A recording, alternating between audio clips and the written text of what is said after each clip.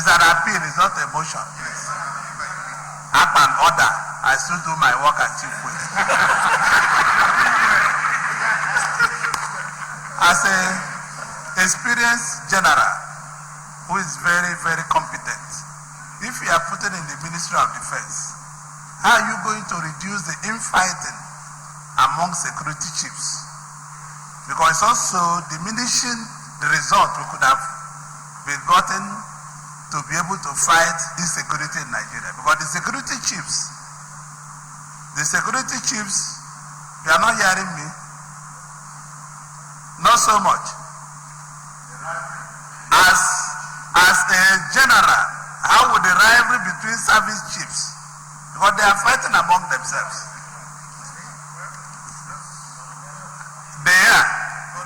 It's true. They are disagreeing among themselves. Maybe I can use that language. How are you going to settle that matter? And also as a lawyer, which you are, how will your relationship between the judiciary and the military is going to be? Because I know you are a very competent lawyer also. I've encountered you as a lawyer in many places. So how are you going to handle the issue of insecurity in Nigeria? Because if God permits and you are given Ministry of Defense, how can you coordinate the services totally and advise Mr. President rightly to be able to solve this problem? Thank you very much. Yeah, you can respond to the questions, please. Respond to the questions.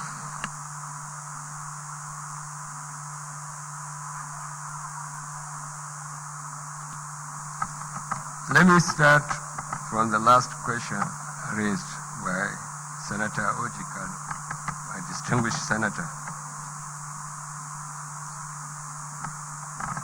What I can say right now is to believe that the Nigerian military is operating under the Defense Pact and the enabling laws that govern the services. I may need to study that and be able to make my own contributions. But as you rightly said, and it's common knowledge to all of us, that the cooperation between the service chiefs, all their relationships, is not very cordial. I put that in quote. My answer to this is very simple. The creation of the relationship has been in existence since the creation of the office of the CDS, the Chief of Defense Staff. In the process, all our operations that we conducted internally and externally were governed by the principles of the hierarchy of command. And where the echelon is weak, probably the downwards will also be very weak, or will seize the opportunity to capitalize on the errors of the top. I'm not saying this is happening now, but regards to the service chiefs, in my own view, we have come to a situation where you find that each commander or each service chief is trying to please the nation. And anytime one of the services or all the services were able to conduct an operation, you find radio coverage that the Air Force has done this, the Army has done that. Thank God we are not near the coast where we can see the Navy is also involved. If the Navy is around here, then the three services would have been in the same collision course. In an ideal situation, which I serve as the ECOMOG commander, the NICON Nigerian Contingency Commander, we are only operating as an administrative unit overseeing the needs, the aspiration, the welfare of our troops in the combat zone. The FX commander, I wouldn't mind calling the name, my best commander in the field, General Olurin, was our field commander. He coordinates all the activities of the Senegalese army, the Liberian army, and all other ECOMOG country that is under the ECOMOG. And he is the operational commander, and he does that all. Anything to do with the welfare and everything about the troops is entirely on the contingent commander of that operational, of that country. So we cater for our needs, we cater for everything. But in Nigeria today, there is what we call a command structure. That command structure is now being seen as a weakness. The military is always ready to acknowledge performance, but we always don't want to be here that we have not performed. And I think the theater of war, we encourage it, we the civilians, because every day you find that one problem has arisen either from the northeast or from the central or from anywhere. And then you need troops to cover that area. We have almost disseminated all our forces. And I don't think the current structure is the true reflection of our manpower requirements in this country. We are only having divisions, probably by name, but I don't think they have the required manpower to manage. I am very surprised when you find operation be conducted single-handedly by a unit, by a service. What we do in operations is a combined operations. Right from the platoon commander to the war, to even the commitment of a field marshal, if need be, is always coordinated in accordance with the speed and actions of troops in the field. They cater for the reinforcement, they cater for the operations, they change places where there is a terrain that is rugged and you need only the infantry should go. Where you don't have facilities to go in the riverine area, you employ the special forces, mainly from the combatant units. These combatant units will certainly undertake the training, the task that is given to them by virtue of their training and expertise. That is how we conduct operations.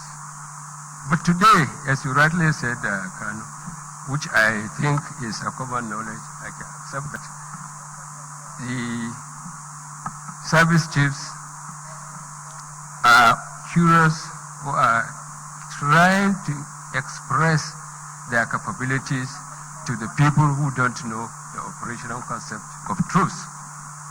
But I assure you, looking at the concept, the defense part, the act that provided for all these things, I will assure you we will do our best to ensure a restructuring, whatever it can be possible for us to do, we will do it for the interest of the troops themselves, and then to secure our country properly with minimum cost and influence.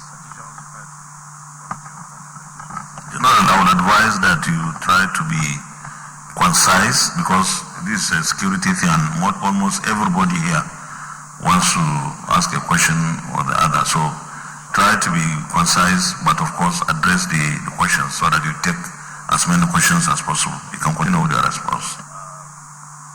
I think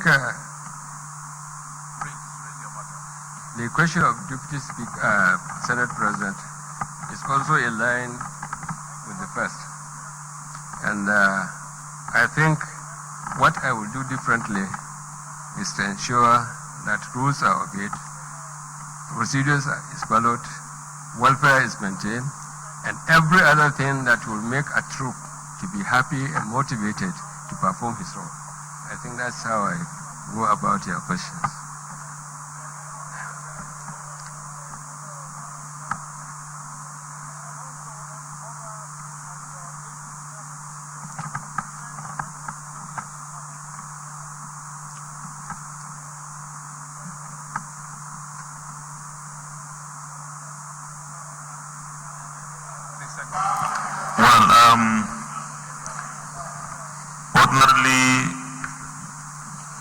some of it's again one new thing we are going to face.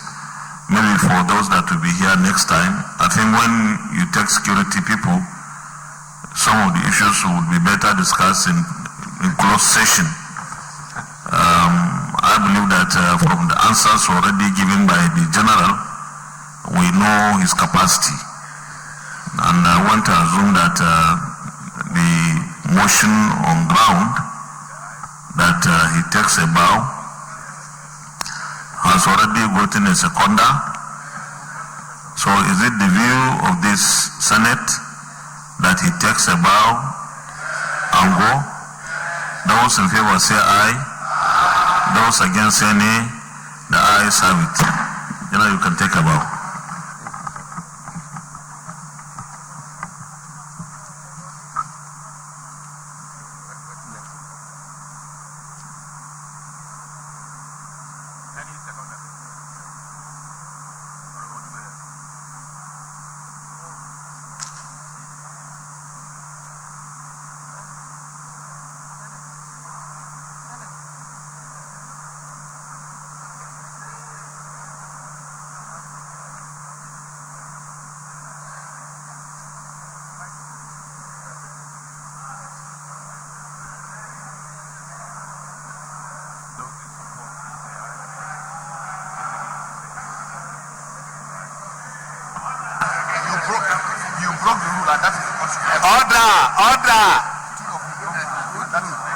Order!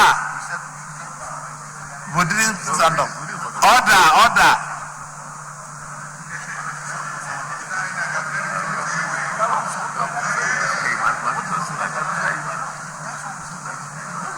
No. Order! Senator Goje Sarakiyaki, why are you making noise?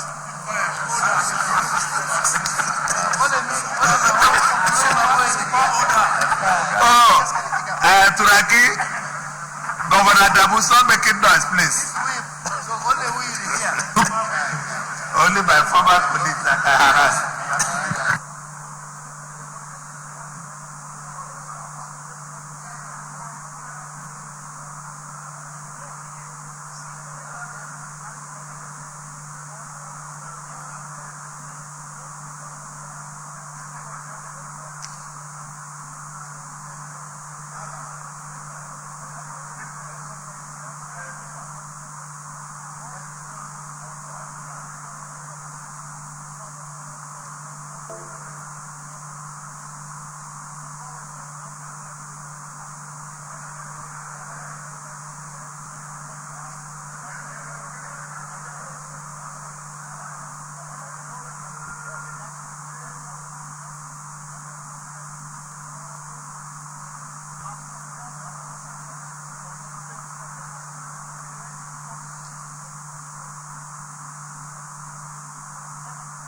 President, we still have time for one more person.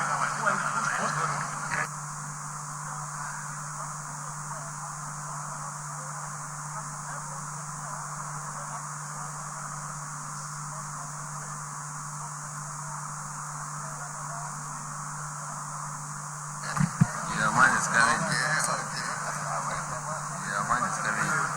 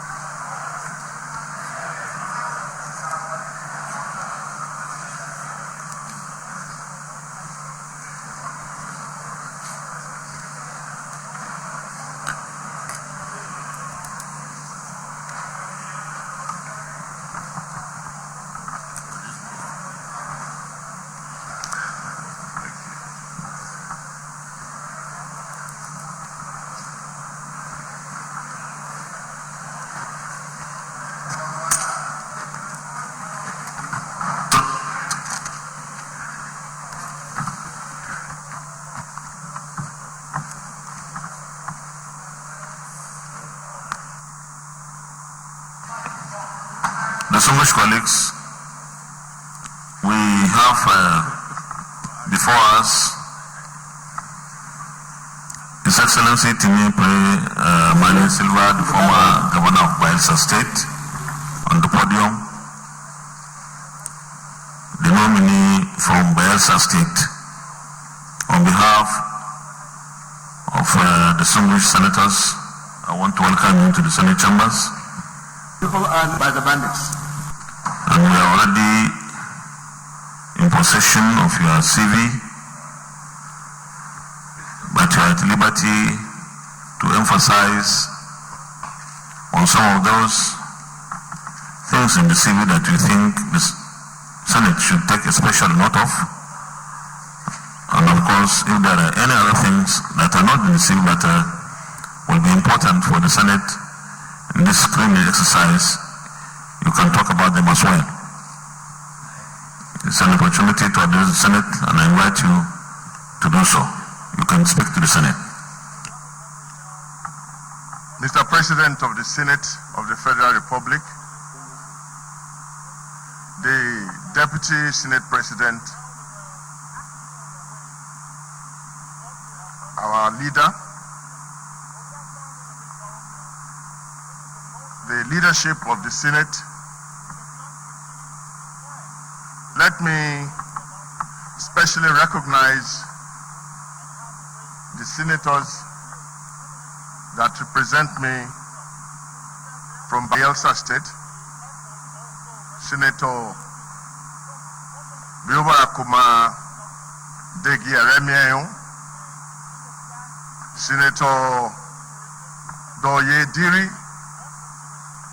and Senator Eru Jakpo, and also recognize every distinguished senator here. My name is Timi Silva. I was born 55 years ago in a tiny island community in Bayelsa, at the bottom of the Nigerian map. I always tell people that if you are standing on the shore of the Atlantic Ocean by my village, and there is nobody after you, you are probably the last man standing in Nigeria. I started out my political career on the legislative corridor. I was a member of the River State House of Assembly in 1992. I actually hoped to grow on that corridor, but unfortunately, I was not opportune to get to this exalted level.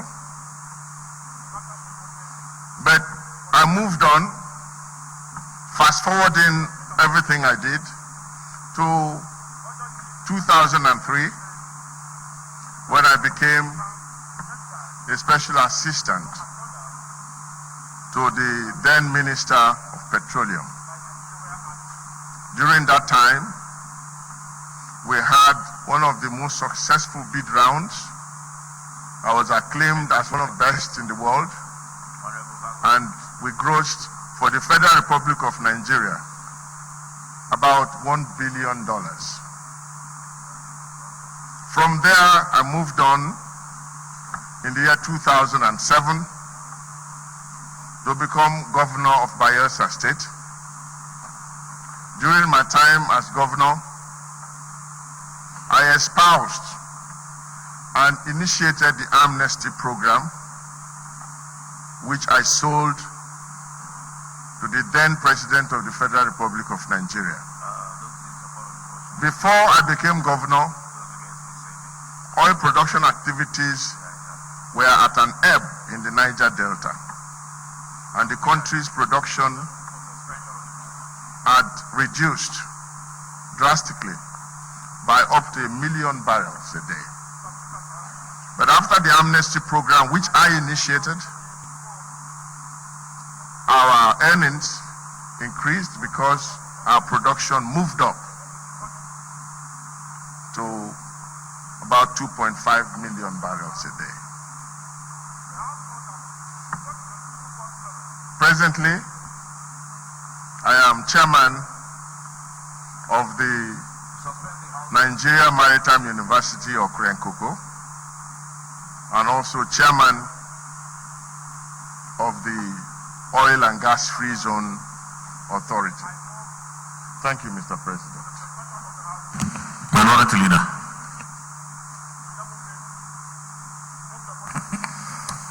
Thank you, Mr. President of the Senate of the Federal Republic of Nigeria, sitting as the chair. What is good for the goose is also good for the gander. And therefore,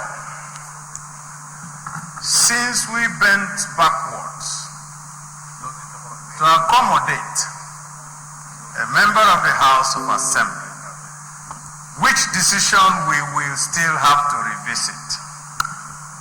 Today, I plead that we also bend backwards and give to another loanee from the PDP.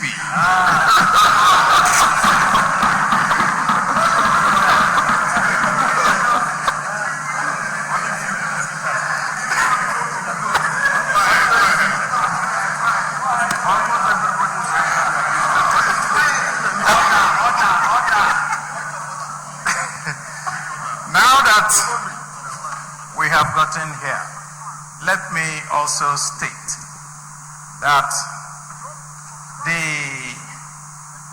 caucus of the Bayelsa State in the Senate have told me that they have met with him and they are in good standing.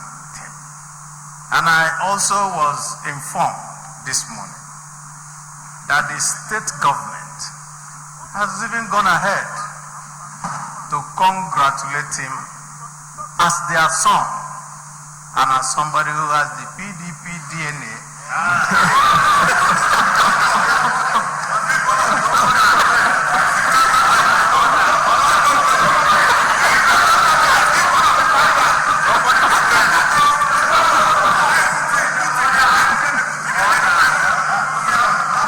Mr. President, it's very good that when you train people that they can now move. Oh, I'm sorry.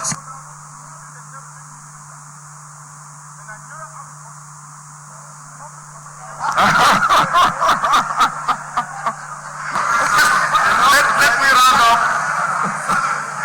Let me round up. Let me round up by congratulating Chief Timi Pire Silva and stating what I stated yesterday.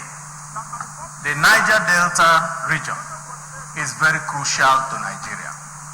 And if there is anything that leads to insecurity in the Niger Delta region, we also want to plead with you like we pleaded yesterday, that in the federal cabinet, that you do your best to make sure that peace continues to reign in that area. I so submit. Senate Leader. Thank you, Mr. President. My distinguished colleagues, I have the privilege of fully endorsing the position that has been stated by the minority leader, minus the innuendos, because I do believe, that Governor Tim Pire Silva was one of the founding fathers of the APC. I have gone into his documents and found the earliest membership card that I also collect of our party, which was dated 8th February 2014. That was when the APC party was formed. Therefore, the antecedents of Simi Silva in the PDP has been erased by this particular receipt and membership card. Without much ado, Mr. President and my distinguished colleagues, I agree with the minority leader that what is good for the goose is also good for the gander. And with that, I recommend to my colleagues for our eminent governor and member of APC and also member of the River State House of Assembly to bow and leave the chamber. I so move the chamber. Well, thank you very much, our leaders. Before I put the question, let me also remark that what the governor of Belsa State has done and what the caucus of Belsa State in the Senate did show patriotism, desire to work together to make not only Belsa develop and be peaceful, but take Nigeria to the next level. This is a shining example of what our politicians across the country should be doing. We are supposed to serve the same people, regardless of our political platforms. As for the Loni syndrome, I think the minority leader feels really threatened. I pray that you don't turn into a Loni yourself one day. I will surely remind you if you do.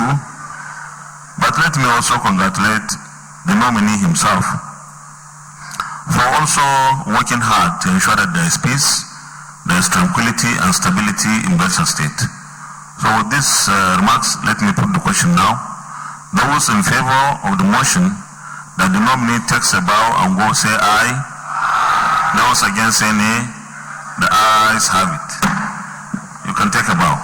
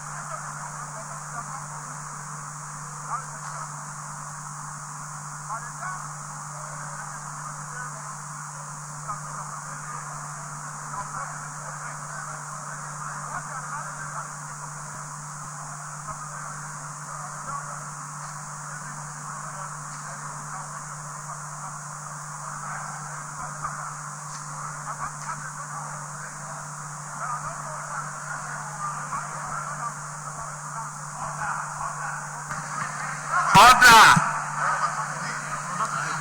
Order!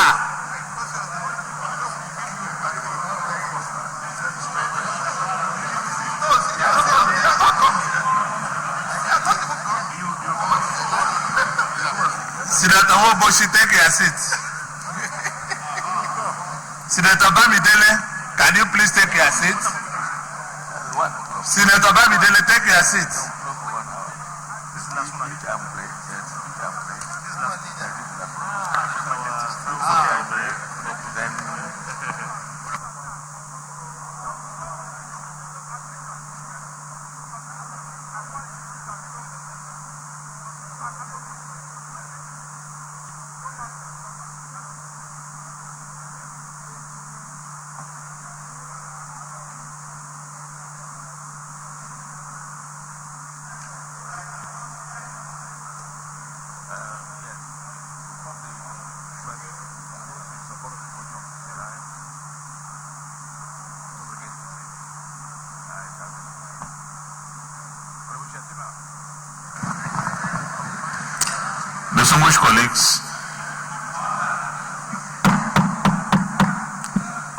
Distinguished colleagues,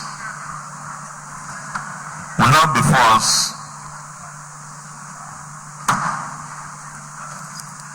the nominee from Kogi State, Hajiya Ramatu Tijani Aliyu.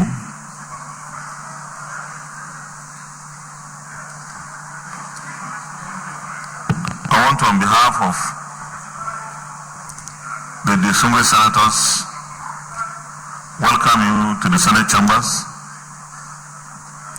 We already have your copies of your CV, but you can still highlight those things in the CV that you think need special note by the Senate. And in fact, you may even speak to those that have not been included in the CV for emphasis. Once again, you are welcome, and I want to assure you that this Senate is very, very, very gender friendly, and we are at home. You are welcome. You can address the Senate. Thank you all very much. Mr. President of the Senate of the Federal Republic of Nigeria, distinguished Senator Ahmed Lawan, Mr. Deputy President of the Senate of the Federal Republic of Nigeria, distinguished Senator Ove Omo Ogige, principal officers of the Senate of the Federal Republic of Nigeria, distinguished senators of the Federal Republic of Nigeria, my distinguished female senators of the Federal Republic of Nigeria. Again, I will say the senator of my constituency from Kogi State, Senator Dino Melai.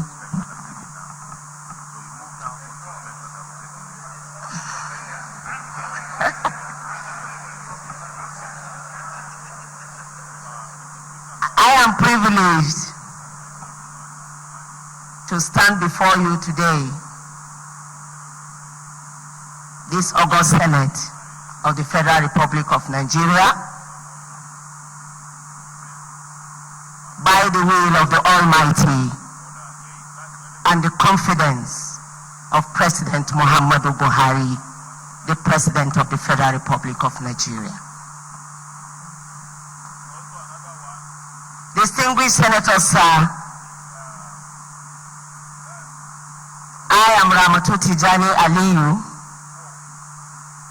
a town planner by profession and a politician by vocation.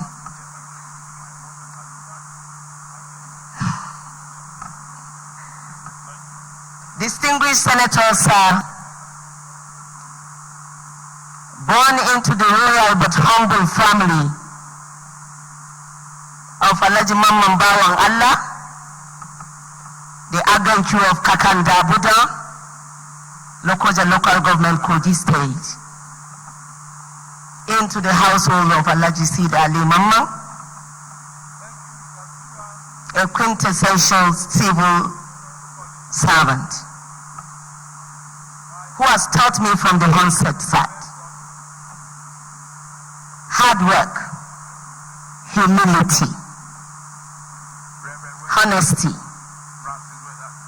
education, and most of all, the fear of the Almighty was all he had to bequeath to me. And by these I lived throughout the sojourn, my most distinguished senators, and I still live till date. Your Excellency, sir,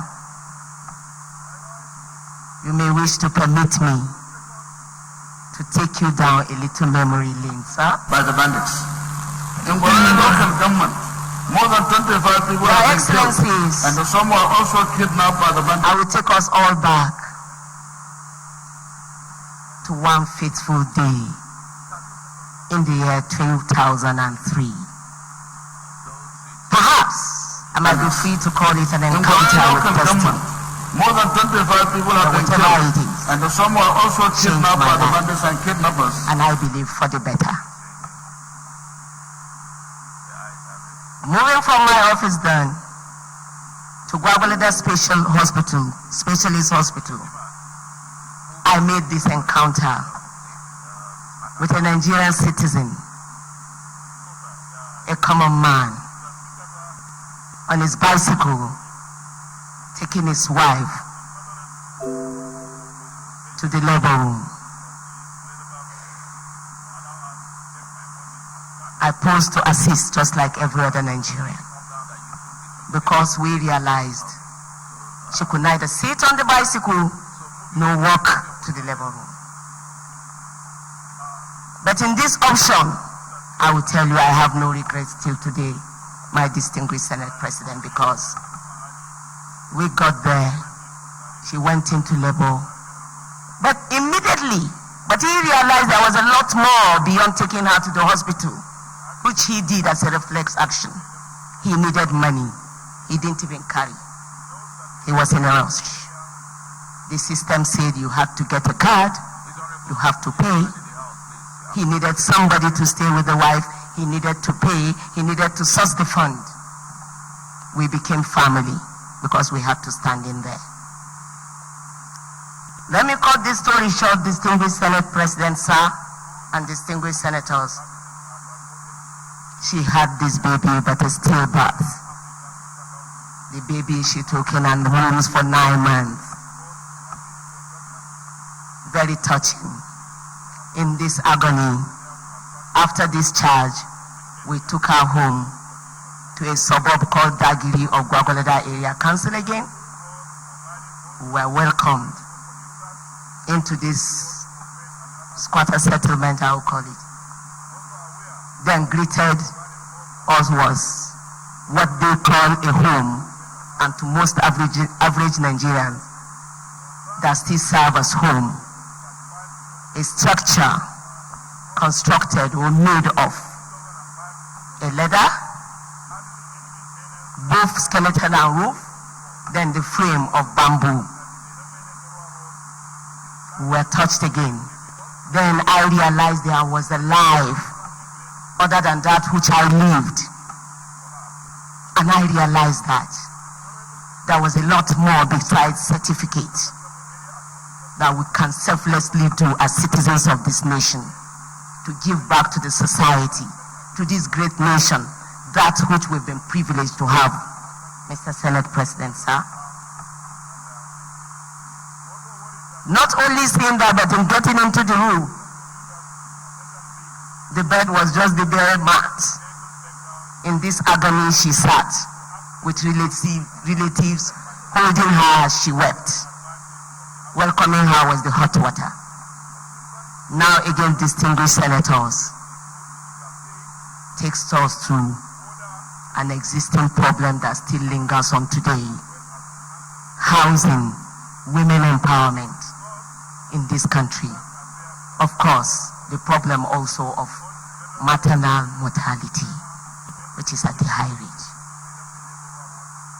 Housing, because to most Nigerians, we call a house or define a house by whatever it is that gives us shelter or wherever we can lay our heads.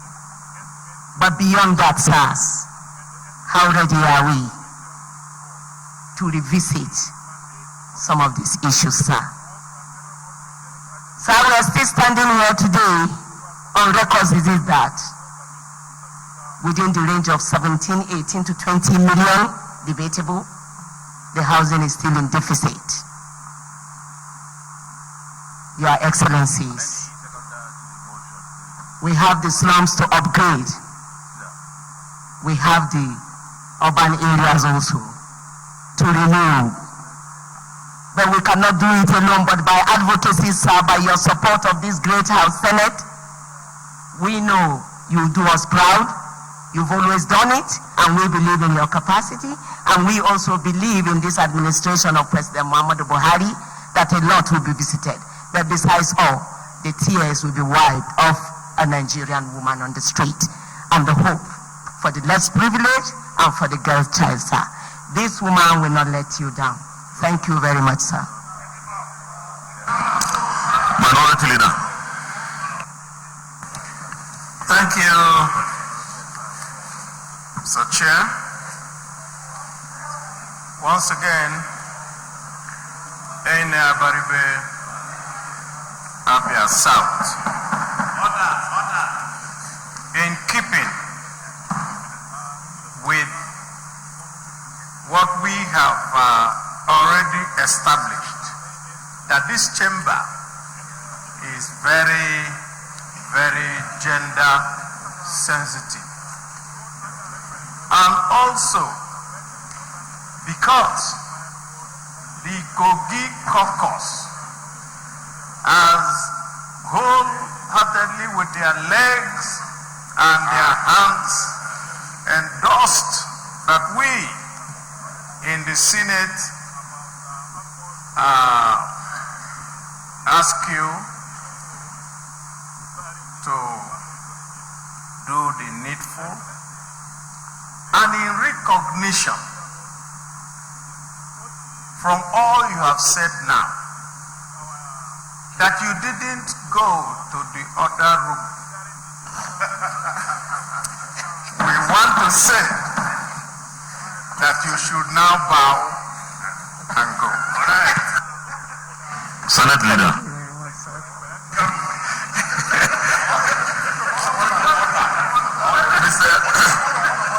Mr. President, sitting in the chair, my highly distinguished and respected colleagues, I do endorse the position that has been put in place by the minority leader, that in recognition of the gender sensitivity of this Senate, and also in recognition of the high caliber of person of the nominee that is before you.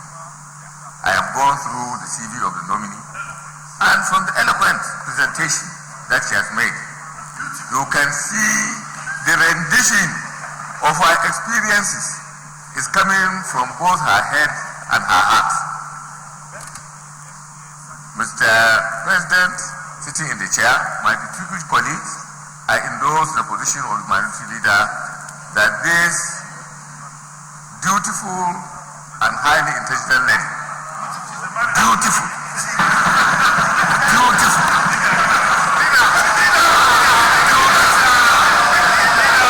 I said beautiful, beautiful, beautiful, beautiful, beautiful, beautiful,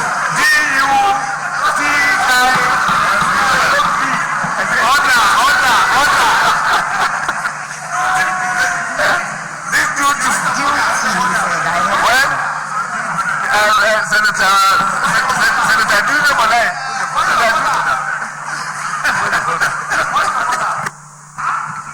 Yes, sir.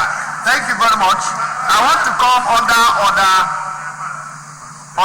53.6. With your permission, I read. No senator shall impugn improper motives to any other senator. The Senate leader said beautiful, but you guys are impugning and not meaning to it.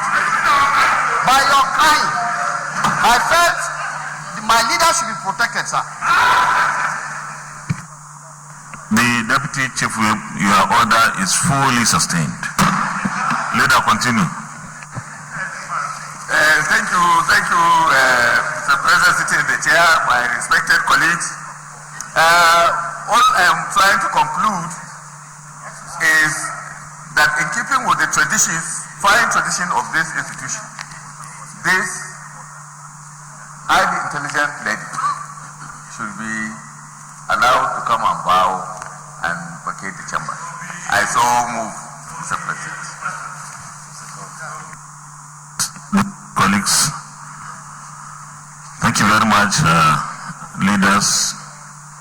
Before she takes the bow, let me say that this Senate is and will remain gender sensitive. We have not many in the Senate, but high caliber, high quality, and performance. Between yesterday and today, we had two great ladies who addressed us. And I'll be speaking the minds of everyone here that they have given a very good account of themselves. In fact, we don't clap in the Senate, no chair. Otherwise, we would have chaired those two ladies for the great performance they have put. We wish those ladies who have been nominated and who will be ministers by the grace of God all the best, and they have a home in this Senate and indeed in the National Assembly. Will support you all the way in your given assignments. You can now, before you take the bow, let me put the question, and of course we know the answer. Those in support of the motion that the nominee takes a bow and go say aye. Those against say nay. The ayes have it. You can take a bow. Thank you very much, sir.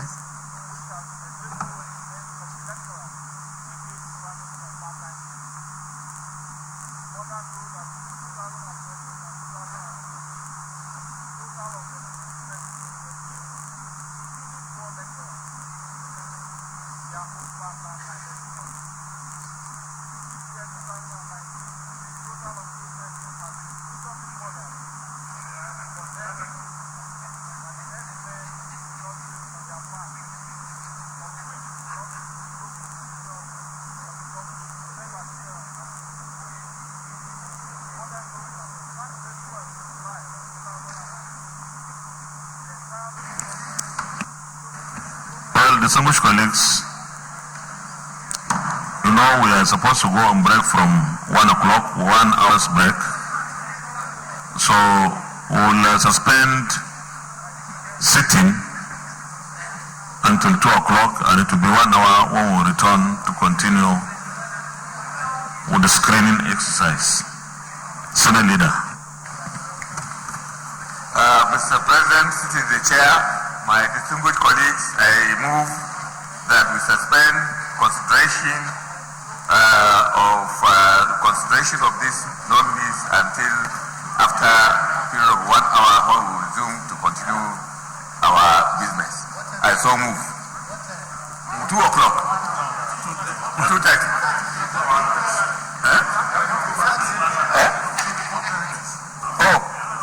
I move before that the chair move to plenary to report progress. I so move. I second the motion that the chair do report progress. Distinguished senators, those in favor of the motion say aye. Those against any, the ayes have it.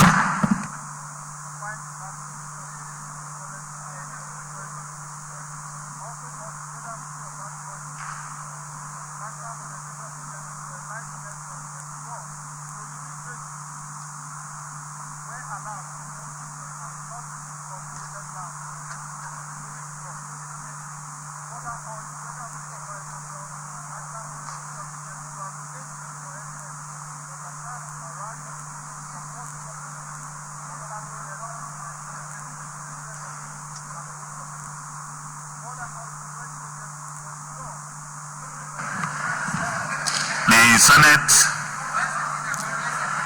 Senate in the Committee of the Whole resumed consideration of the request of Mr. President C&C for the confirmation of nominees for appointments as ministers of the government of the Federal Republic of Nigeria.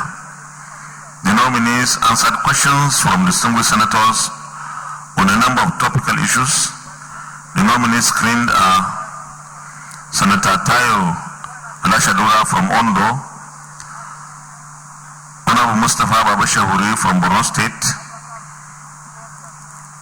His Excellency Abubakar D. Ali from Yobe State, Major General Bashir Salhi Magashi, retired from Kano State, His Excellency Timi Pre Silva from Bayelsa State, and Hajia Ramatu Tijani from Kogi State as ministers of the government of the Federal Republic of Nigeria.